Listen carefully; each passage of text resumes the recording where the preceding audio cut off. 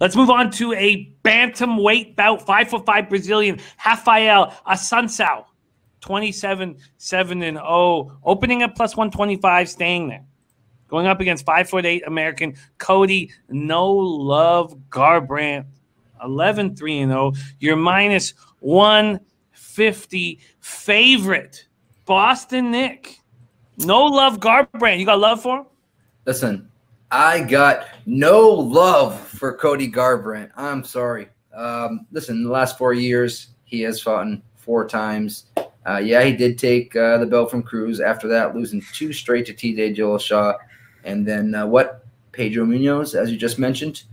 That being said, I mean, listen, he's got crazy power still. We all know that. But one thing he doesn't have is a chin anymore. One thing Assuncao does have is a chin. He has not been knocked out since 2011 in his first UFC debut. So what I see here is Assuncao taking it to Cody. I don't see Cody taking out Assuncao. Maybe a submission, maybe inside the distance. But I like the dog. I'm going to take him straight. And I get that at what, Jimmy?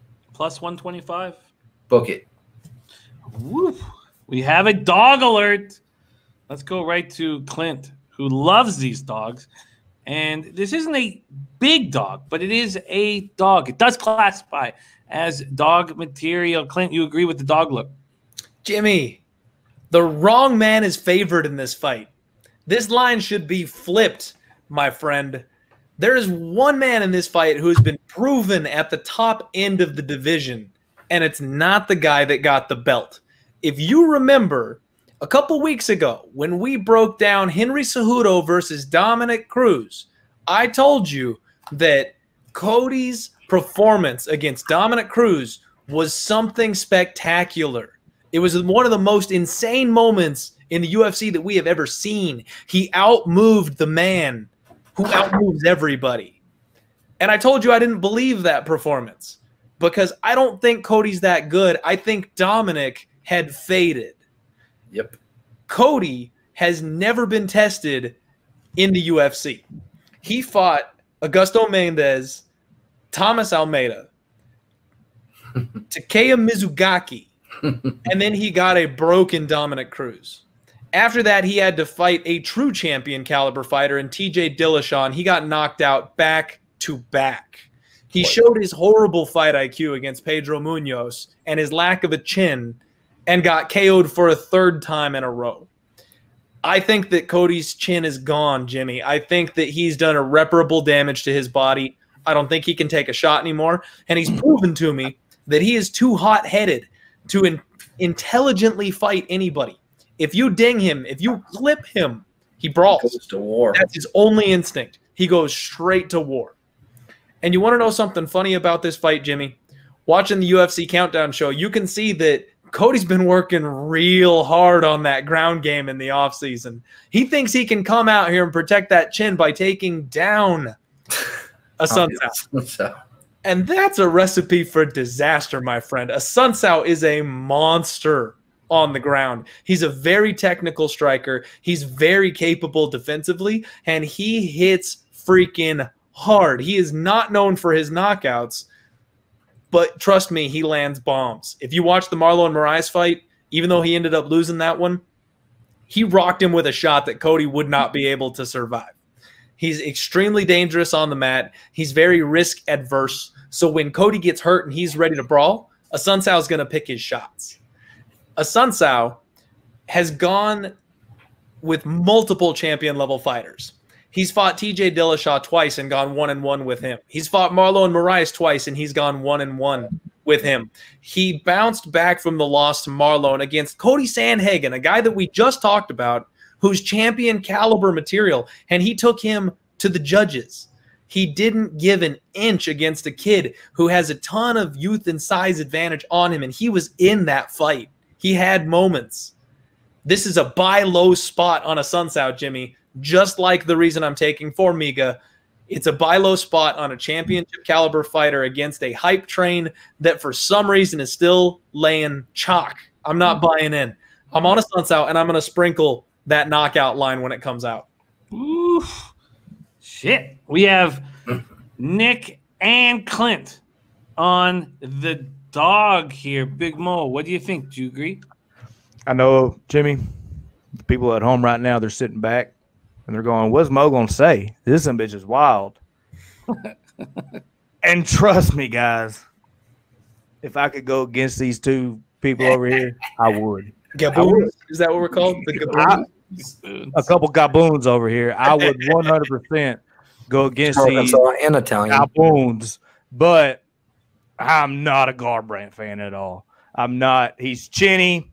I think it was just like my homies over here said. It was all Mr. Cruz was on the down, and it just so happened that Garbrandt had the best night of his life. He's not going to be able to do that against a very, very, very intelligent fighter, just like Clint said, picks his shots. I mean, there's not really a whole much more I can add to what my two guys over here, my couple gaboons over here done said. So I'm going to make T-shirts. Gaboon. Hey, that's it.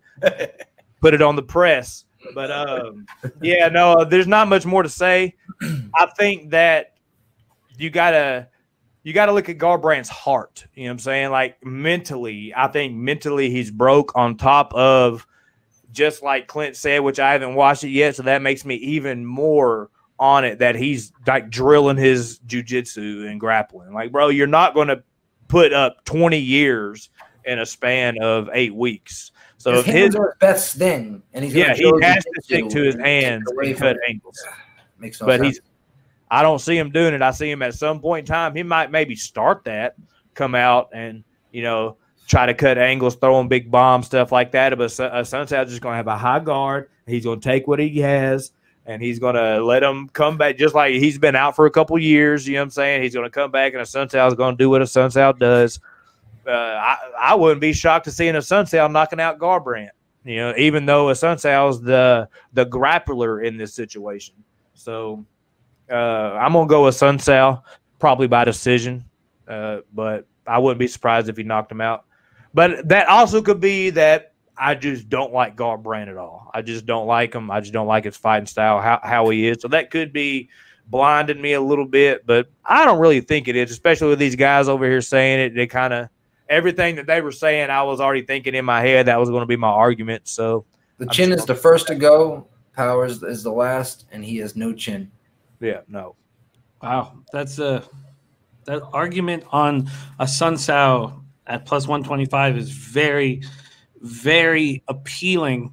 From watching your breakdowns of all the fights, the Assuncao is probably the most appealing look out of. Now that's the 12th fight that we've broken down. I also felt that the Heinisch Mearshart to go to a decision sounded quite appealing. And then the way you guys agreed with this move to minus 170 on Charles Byrd, those have been the three things that really jumped out at me. Watching Formiga go from 110 to 125 is the only reason why I have a bit of hesitance putting it into that group. But the Assuncao plus 125 is very, very appealing. There you have it, bantamweight bout. Assuncao Garbrandt, no love, getting no love here.